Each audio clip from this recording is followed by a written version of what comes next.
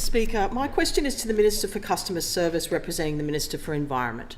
Minister, the 2022 Audit Office revealed that the New South Wales Government has a biodiversity offset deficit of $6 billion for infrastructure projects, which includes 42,000 credit deficit for glossy black cockatoos. Will the Minister investigate the purchase of the Wallum site in Brunswick Heads, which is a key glossy black cockatoo ecosystem, towards resolving that deficit? Minister. Thank you very much, Mr. Speaker, and I thank the member for a question. I was actually only up in Ballina with her, I think, last week doing an SES thing. It was really wonderful to see you. Thanks so much for the question, and I'll read out a response that we've got from the Minister. The Government has delivered priority reforms to the Biodiversity Offset Scheme, committed to the New South Wales Plan for Nature, and is continuing to work closely with stakeholders in delivering further improvements. Improving the Biodiversity Offset Scheme was an election commitment, and we delivered it last year. Key reforms this Government has delivered include requiring a greater focus on avoiding and minimising impacts before moving to offsetting, allowing for better balancing of the regulatory burden for small developments with appropriate outcomes for biodiversity, new public registers to improve scheme transparency, including tracking when and how offset obligations are met, switching off the variation rules for offsetting for proponents to ensure more upfront like-for-like offsetting, and requiring a strategy to transition the scheme to deliver net positive biodiversity.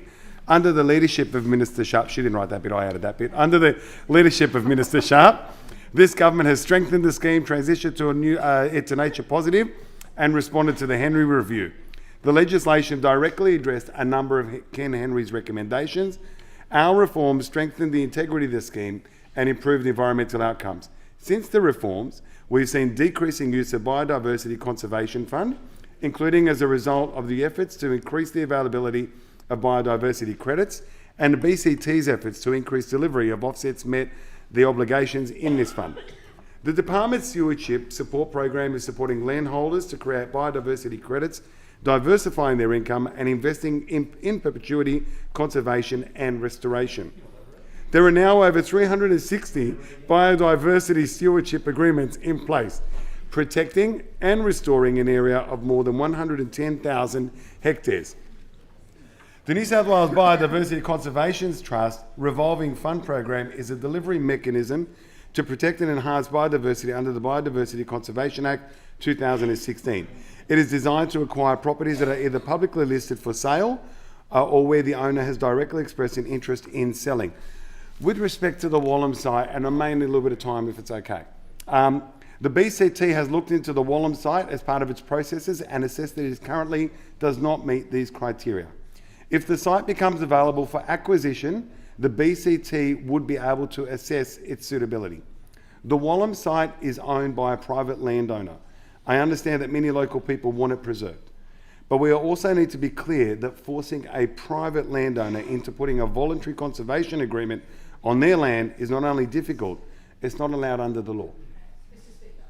Yes, Member for Ballina. Can I please seek an extension of time? Additional 2 minutes is granted. Minister. Thank you very much, Mr. Speaker. Thanks, Member for Ballina. I think I'd spread this. But also need to be clear that forcing a private landowner into putting a voluntary conservation agreement on their land is not only difficult, it's actually not allowed under the law.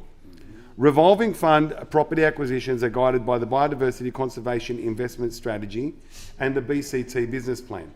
It is a robust policies and processes to ensure operations and transactions are conducted in a fair, accountable and transparent manner and adhere to the New South Wales Government's Code of Ethics and Conduct.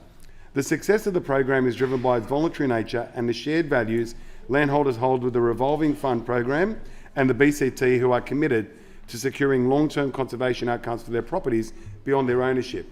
The BCT has revolved 18 properties with in perpetuity conservation agreements and a cumulative conservation area of 5,784 hectares.